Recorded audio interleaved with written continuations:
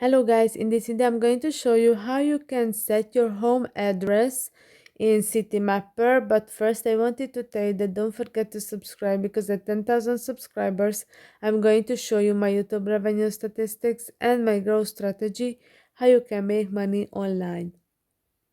So first open the app, and after that, if you click on the Get Me Somewhere, you can see that Home button, and near that the Set button. You have to click on that, and you can use your current location, or you can search.